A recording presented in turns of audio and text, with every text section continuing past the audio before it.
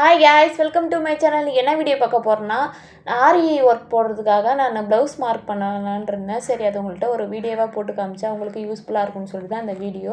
இதுக்கு நான் என்னென்ன எடுத்திருக்கேன்னு சொல்லிட்டு, ஒரு மார்க்கரு, அதுக்கப்புறம் ஒரு ஸ்கேலு, கட்டர், அதுக்கப்புறம் கிளாத்து. நான் என்ன கிளாத்தில் மார்க் பண்ண போகிறேன்னா அந்த கிளாத் எடுத்துக்கிறேன்.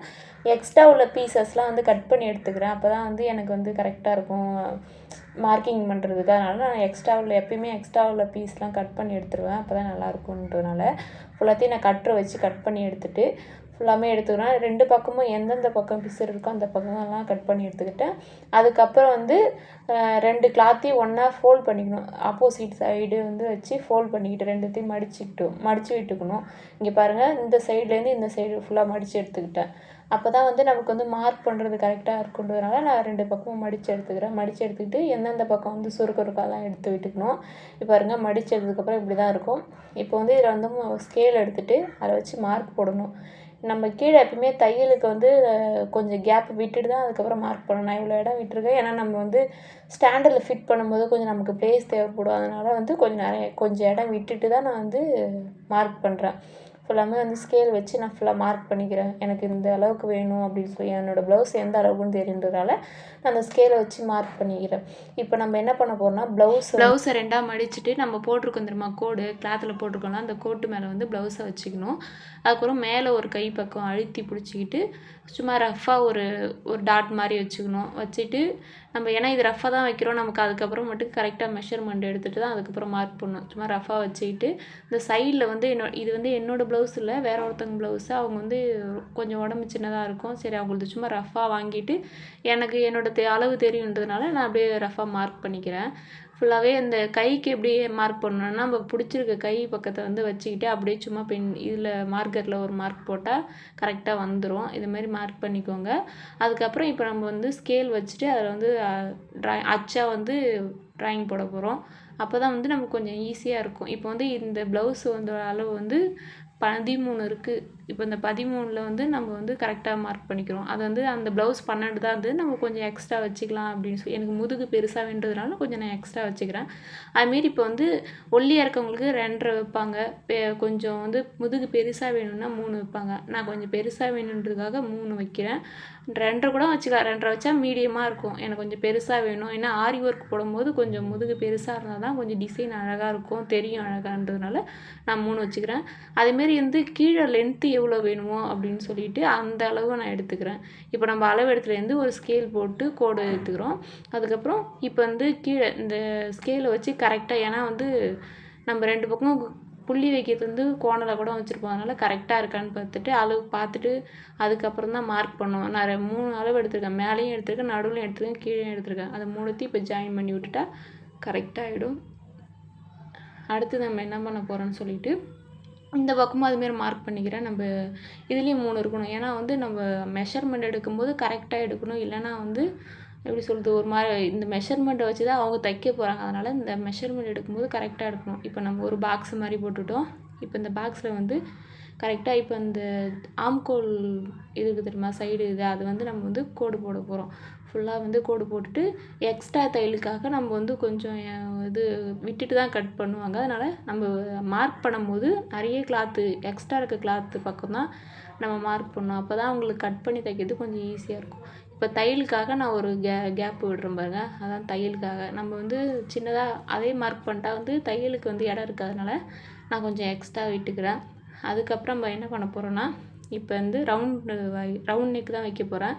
அந்த ரவுண்ட் நெக்குக்கு நான் மெஷர்மெண்ட் டேப் எடுத்துகிட்டு ஃபுல்லாகவே கரெக்டாக இருக்கான்னு செக் பண்ணிவிட்டு மெஷர்மெண்ட் டேப் எடுத்துகிட்டு 1 இன்ச்சு, அந்த மெஷர்மெண்ட் டேப்லேருந்து 1 இன்ச்சு இந்த கட்டம் போட்டிருக்கேன் தெரியுமா, அதுலேருந்து 1 இன்ச்சு வச்சுட்டு இந்த கட்டமும் ஒன்றா ஜாயின் பண்ணுற மாதிரி ரவுண்ட் வரைய போகிறோம். அப்போ தான் கரெக்டாக இருக்கும். நான் இப்படி தான் மார்க் பண்ணுவேன். டைலரிங்க்குமே சரி, ஆரிக்குமே சரி, நான் இப்படி தான் மார்க் பண்ணுவேன். இதை மாதிரி பண்ணால் அவங்களுக்கு கொஞ்சம் ஈஸியாக இருக்கும். சில பேர் வேறு மாதிரி பண்ணுவாங்க, அவங்களே மெஷர்மெண்ட் எடுத்து பண்ணுவாங்க. எனக்கு அப்போலாம் பண்ணால் வராது, நான் இப்படி தான் எடுப்பேன். உங்களுக்கு இது யூஸ்ஃபுல்லாக இருந்தால் இதுமாரியே பண்ண ஃபுல்லாகவுமே டார்க் ஆக்கணும். ஏன்னா இந்த பேக் சைடு ஒரு பக்கத்தை வச்சு தான் நம்ம மறுபக்கத்தை எடுக்க போகிறோம். அதனால் நான் கொஞ்சம் டார்க்காக பண்ணிக்கிறேன்.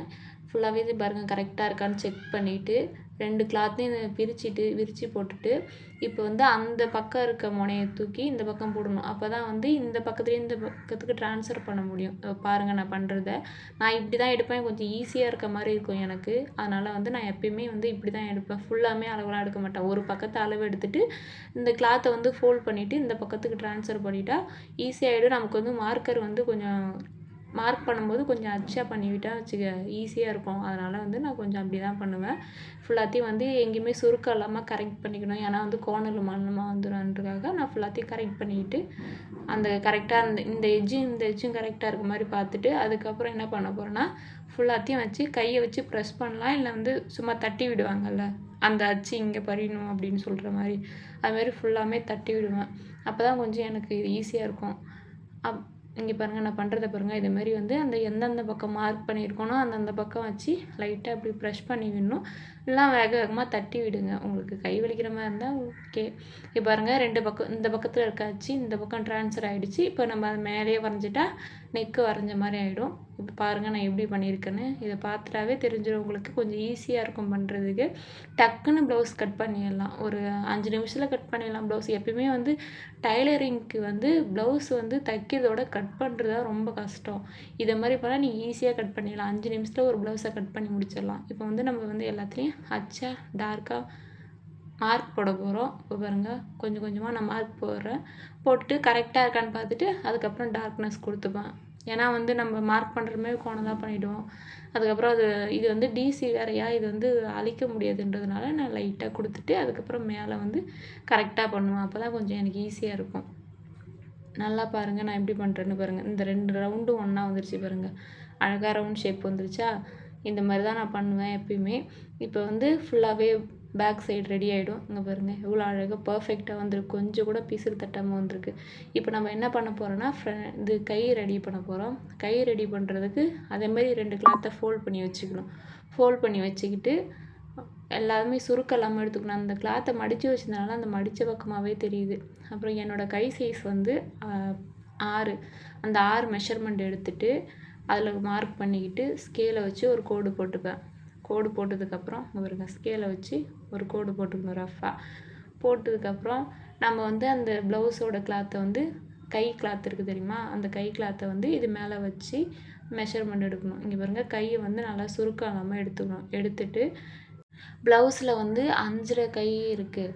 எனக்கு கொஞ்சம் எக்ஸ்ட்ரா வேணும். ஏன்னா தையலுக்கெலாம் கொஞ்சம் தேவைப்படுன்றதுக்காக நான் வந்து 6 வச்சுருக்கேன். 6 வச்சுட்டு இந்த டேப் எடுத்துகிட்டு கரெக்டாக அந்த கோடு மேலே வச்சிடணும். நல்லா வந்து கரெக்டாக சுருக்கம் இல்லாமல் எடுத்துக்கிட்டு இந்த கோடு மேலே வந்து வச்சுட்டு 6 வந்து மார்க் பண்ணணும். அப்போ தான் கொஞ்சம் நமக்கு வந்து மார்க் பண்ணிட்டு ப்ளவுஸ் வச்சு மார்க் பண்ணால் கொஞ்சம் ஈஸியாக இருக்கும். பாருங்கள் நான் எப்படி மார்க் பண்ணுறேன்னு கையை. இப்போ கொஞ்சம் கொஞ்சமாக நம்ம கையை மேலே வச்சுட்டு கொஞ்சம் கொஞ்சமாக அது வந்து மார்க் பண்ணால் ஈஸியாகிடும். இப்போ அது மேலே நம்ம கோடு போட்டால் அழகாக கை வரைஞ்சிரும். இதுமாதிரி தான் நான் பண்ணுவேன். ஒவ்வொரு கைக்குமே 5 நிமிஷத்தில் நான் வந்து ப்ளவுஸ் கட் பண்ணி முடிச்சிருவேன்.